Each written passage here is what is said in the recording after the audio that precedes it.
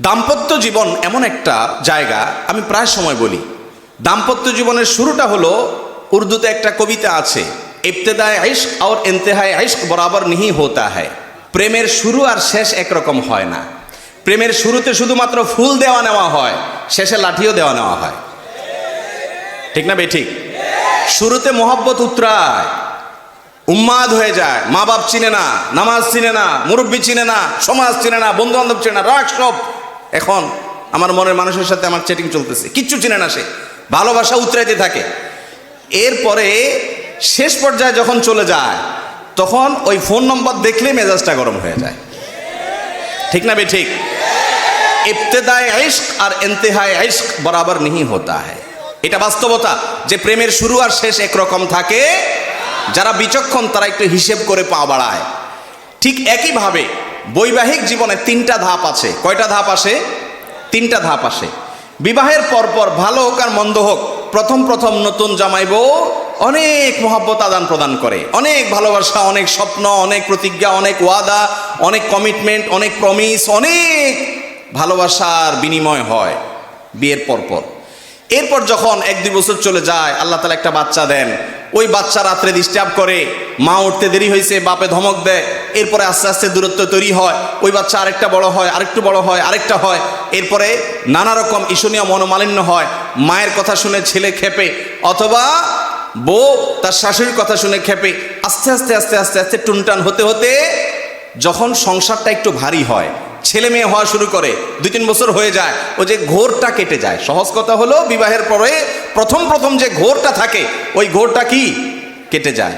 অনেকটা ইয়ের মতো, সফট ড্রিঙ্কসের মতো।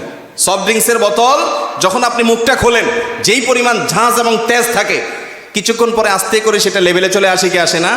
বিবাহের পর প্রথম যে মহব্বত থাকে, যে বোঝাপড়া থাকে, যে আকর্ষণ থাকে, এটা আস্তে আস্তে কমে। যখন কমে, এরপর আসল রূপটা দেখা যায়। ওই যে মহব্বত উতরাইছিল একটু আগে বা কিছুদিন আগে, সেই মহব্বতের আসল রূপটা ছেলেও দেখতে পায়, মেয়েও দেখতে পায়।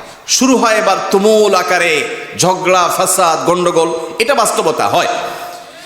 এরপর বৈবাহিক জীবনের একেবারে শেষের দিকে যখন চলে যায়, তখন আবার ওই প্রথম সময়টা কিন্তু ফিরে আসে। অর্থাৎ বুড়া বুড়ি টোনাটুনির সাথে সম্পর্কটা খুব ভালো থাকে। আপনি আমাদের এই সমাজে জোয়ান জামাই বউ যেরকম মারামারি লেগে থাকে, গন্ডগোল লেগে থাকে, মুরব্বী চাচাদেরকে বুড়া বুড়ি এরকম গন্ডগোল লাগালাগি করে এবং চুলাচুলি করে, এরকম খুব বেশি দেখেন? একেবারেই নাই। ওই মাঝামাঝি পর্যায়ে যা হয় না হয়, শেষের দিকে আবার মহব্বত অনেক হয়। নদীর এ পাড়ে কিছুটা শান্ত, ওই পাড়ে কিছুটা শান্ত, মাঝখানে উত্তাল তরঙ্গ। ওই তরঙ্গ দেখে অনেকে ভুল করে এবং তরি ডুবিয়ে দেয়, আর ওই কুল পর্যন্ত যেতে পারে না। আর যে বিচক্ষণ, সে জানে যে এরকম চড়াই উতরাই হবে দাম্পত্য জীবনে, বোঝাপড়ার গরমিল হবে, গন্ডগোল ফাসাদ হবে, এগুলোর সব ওভারকাম করতে হবে। একটা সময় আমার শান্তি আসবে। বিশেষ করে মা বোনদের একটা সমস্যা হলো যে পরের ঘর করতে গিয়ে নানা রকম ঝামেলা তৈরি হয়। তখন তারা কি করে, না এসব আর করবো না, আমি চলে যাই। এভাবে যে বেশিরভাগ মেয়ে পরবর্তীতে আফসোস করতে হয়। আর এই কারণে দাম্পত্য জীবনের সুখের দ্বিতীয় মন্ত্র হলো সবর এবং শুকর। এই দুইটা অভ্যাসকে নিজের জীবনে আনতে হবে। যাদের মধ্যে সবর নেই, যাদের মধ্যে কৃতজ্ঞতা নেই, এরা কখনো দাম্পত্য জীবনে সুখী হতে পারে।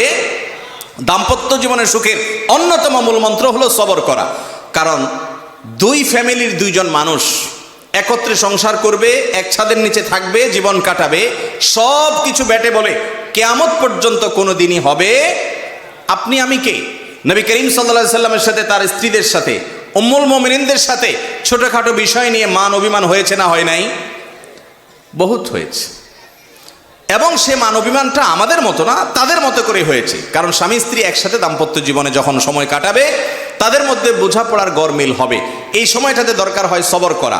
মনে রাখবেন, ইবাদতের অনেক বড় একটা পার্ট হলো সবর এবং ধৈর্য। আল্লাহ কোরআনে বলেছেন, ইন্নামা ইউওয়াফাস সাবিরুন আজরাহুম বিগাইরি হিসাব। যাদের পুরস্কার আল্লাহ তাআলা কোনো হিসাব করে দিবেন না, তারা হলো যারা সবরকারী, ধৈর্যকারী তারা। অতএব দাম্পত্য জীবনে ধৈর্য থাকতে হবে। স্বামী অনেক উল্টাপাল্টা করবে, সবর করতে হবে। মনে করতে হবে এর চাইতে অমানুষও পৃথিবীতে আছে।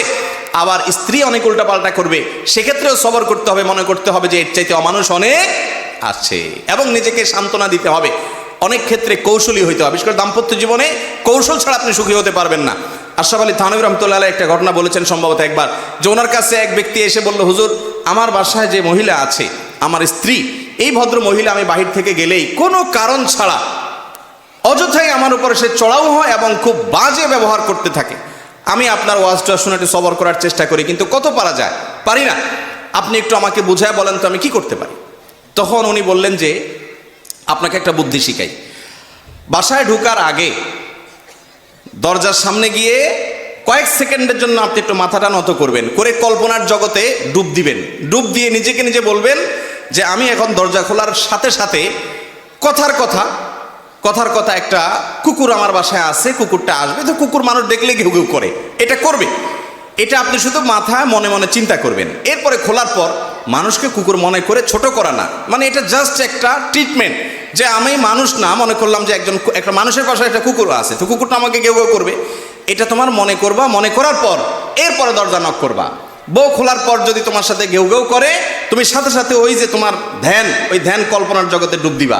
ডুব দিয়া তোমার স্মৃতিতে আনবা যে একটা কুকুর, আমি রাস্তা দিয়ে যাচ্ছি বা কোথাও গেছে, এখন ঘেউ ঘেউ করতেছে, তো কুকুর ঘেউ ঘেউ করলে আমার সমস্যাটা কি, এটা তুমি মনে করবা। তো স্বামী বাসায় গেছে, যা দরজা খুলছে, দরজা নক করার আগে ওইরকম কল্পনা করছে, স্ত্রী দরজা খুলছে, যথারীতি জামা কাপড় খোলার পর শুরু হয়ে গেছে বিশ্বযুদ্ধ, ঠুসঠুস শুরু হয়ে গেছে। যখন এগুলো শুরু হয়ে গেছে, ভদ্রলোক সাথে সাথে চোখ বন্ধ করে ওই ধ্যান করা শুরু করে দিছে, যে হুজুর বলে দিছে যে আমার তো এরকম একটা পরিস্থিতি আমি কল্পনা করতে হবে। করলো, তো করার পরে লোকটা হেসে দিছে। বউ চিন্তা করলো ব্যাপার কি, প্রতিদিন হামলা পাল্টা হামলা হয়, গোলা বারুদ এখান থেকে গেলে ওখান থেকেও কিছু আসে, আজকে দেখে একটা মিটমিট করে হাসে, কাহিনী কি? স্ত্রীর তো মেজাজ আরো গরম হয়ে গেছে, সে যত গরম হয় এ দেখে আরো বেশি হাসে। তখন বলল, ধরছে একটু ঠান্ডা হয়ে, স্ত্রী দেখছে না, রাগারাগি করতে হচ্ছে না, বলো কাহিনী কি বলো। স্বামী তো বলে না, একটা পর্যায়ে বলে দিছে যে আসলে হুজুর আমাকে এটা শিখাই দিছে, এরপর থেকে আমার কাছে তোমার সব রাগ ঝাগ বকা ঝকা এগুলো সব আমার কাছে একেবারে পান্তাবাদের পানি মনে হয়, আমার বরং আরো হাসি আসে। এরপর দিন থেকে আর ওই ভদ্রলোক বাড়িতে ঢুকলে বউ বেচারা ঝগড়া করতে গেলেও আবার গলা থেকে ফেরত চলে যায়, কারণ ঝগড়া করলেই তো কল্পনা এসে অন্য কিছু হবে। এ কথা শুধু মহিলাদের জন্য বলছি, মা বোনদের রাগ করার কোনো কারণ নাই। একই কথা পুরুষদের বেলায় হতে পারে, অনেক পুরুষ আছে এরকম ছেঁচড়ার মতো গেউ গেউ করে কি করে না, তো তাদের বেলায় যদি মহিলারা এই একই পদ্ধতি অ্যাপ্লাই করেন, ইনশাআল্লাহ অন্তত ওই গেউ গেউটা থামানোর জন্য ওষুধের কাজ দিবে। তো খোলাসা কথা হলো, সবর থাকতে হবে। রাগ হলে পাল্টা রাগ দাম্পত্য জীবনে কখনো সুখ আসার কারণ হয় না। দাম্পত্য জীবনে স্বামী হোক আর স্ত্রী হোক, ধৈর্য ধারণ করতে না পারলে কখনো শান্তি পাওয়া যায়, ধৈর্য ধারণ করতে হয়। নবী করিম সাল্লাল্লাহু আলাইহি সাল্লাম জীবনে অনেক ঘটনা ঘটেছে, এর আগে আমি একাধিকবার বিভিন্ন জায়গায় বলেছি। আয়েশা রাদিয়াল্লাহু তাআলা আনহা ঘরে ছিলেন, তিনি, তার নিয়ম ছিল যে স্ত্রী ঘরে থাকতেন, রান্নাবাড়া তিনি করতেন। অন্য স্ত্রী এক বাটি খাবার দিয়ে একটা কাজের মেয়েকে পাঠাইছেন, খাদ্দামাকে কৃতদাসীকে পাঠিয়েছেন এক বাটি খাবার দিয়ে, তরকারি দিয়ে ধরেন। তো ভালো বুড়া রান্না করেছেন, রসুলের জন্য পাঠাইছেন। আয়েশা রাদিয়াল্লাহু তাআলা আনহা দরজা খুলে দেখলেন যে কাজের মেয়ে তরকারি নিয়ে আসছে আরেক স্ত্রীর ঘর থেকে।